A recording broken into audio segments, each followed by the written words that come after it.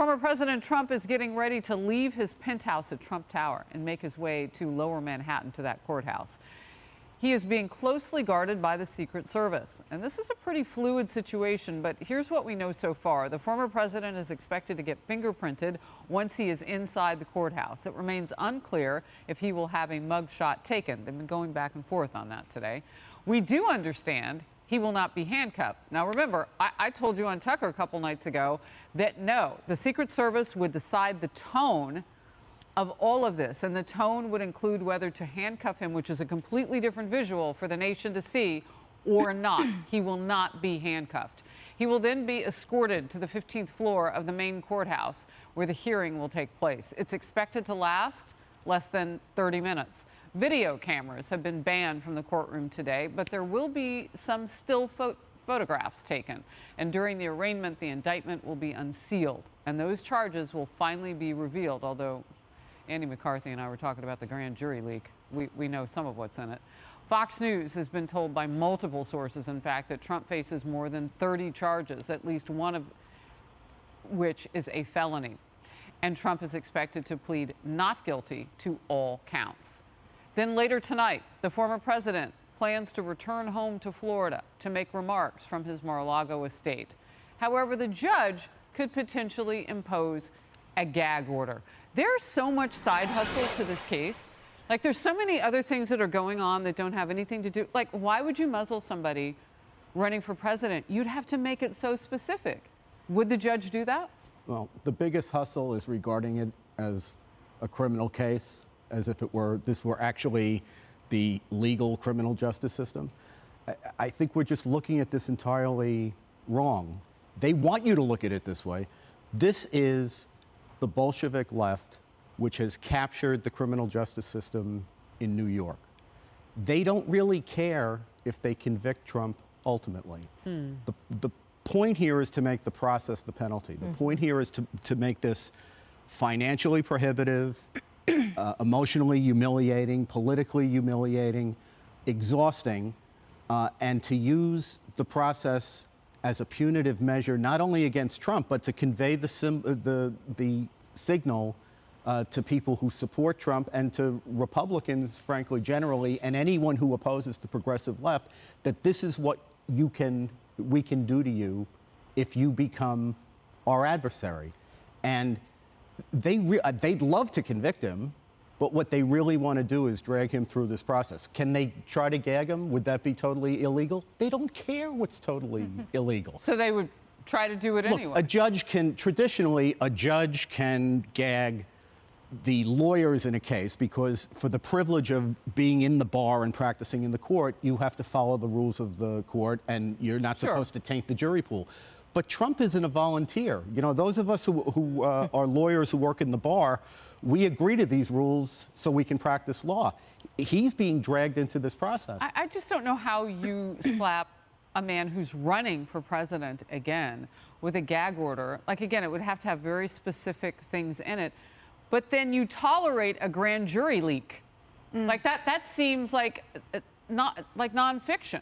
Yeah, but it should be so cut and dry. Like, it should be the facts. Right, but you don't tolerate one, you either do or don't do the other. But the grand jury leak in the greater scheme of things. I mean, I remember when I was prosecuting terrorists, we had people who like mass murder Americans, and the judge would put a gag order and a non-leak order on the discovery. So you're telling people who multiple murder Americans, don't you dare distribute the discovery. Don't you dare talk to the media. I mean, well, hopefully the grand jury isn't filled with terrorists. No. The point is that the leaking of the grand jury in the list of outrages that has happened here, you can't even, that doesn't even make the cut. And this whole thing is about being a persecution. So will he gag him? Sure. Will Trump pay any attention to the gag order? He'll probably no. And he'll say, I dare you to put me in prison. Kayleigh, I saw you nodding, and I could verbally hear you agreeing with Andy when he got to the point where it's not whether he is guilty or not, it's the process. It's the process. That's the punishment for him here. And you know who won't be gagged? Alvin Bragg, who has a press conference at, I believe it's 3-something. You know who won't be gagged? The mainstream media, or liberal media rather, who's spreading all sorts of things about the former president. You can turn it to an alternate mainstream network with very low ratings, and what you will find on there is their senior legal analyst calling today the Super Bowl. How sad is that? Repeatedly over the last 48 hours, that network has called this a moment Donald Trump has tried to avoid his entire life, as if he's been guilty his entire life and is just now being caught. What happened to the presumption of innocence, something that in media we use the words alleged because we do have that presumption embedded in our conversation. But quickly, if I may address Alvin Bragg, you can dig into his campaign website. It's on the archived web, so you can go into the archives of the web and find what he said when he was campaigning. Here's what he said, Bragg. This is why I will not prosecute most petty offenses through the traditional criminal court system. With important but limited exceptions, I will either dismiss these charges outright or offer the accused the opportunity to complete a program. Well, the former president wasn't given that opportunity. I guess Trump is the limited exception to your petty crime rules. He has several other iterations of that same thing. And you ask yourself, why are you not following what you said on the campaign trail about dropping petty cases?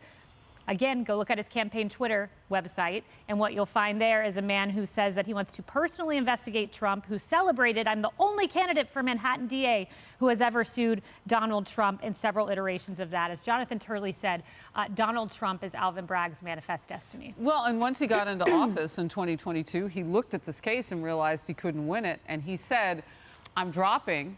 We're not going forward until I can find a case that we can win. And people quit underneath him. They actually thought that he was going to go after Trump. And in his own office, Emily, they were supporting him because they thought that he would.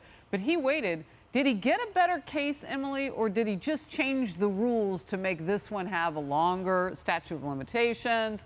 Like, did he play fair with this? Right. By all indications, absolutely no. Not only did he not play fair, it seems that he's not playing constitutionally or legally, and certainly not with actual justice in mind. I so appreciate your point that it's difficult to try to apply a lens of rationalism or rational thought to what is frankly a circus.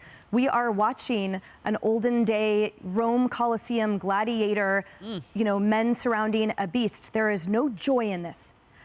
There is nothing serious about this, and there is no justice anywhere near this.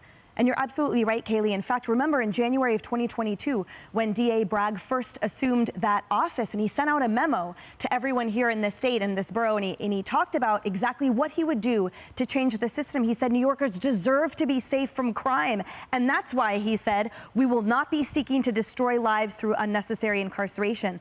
He said, these policies not only will in and of themselves make us safer, he said emphasis on, but they will free up prosecutorial resources to focus on violent crime. Is that what this is? Because last time I checked, interestingly, in combination with, as you're talking about earlier, the reduction from any felonies to misdemeanors, including, remember, this district attorney no longer prosecutes robberies.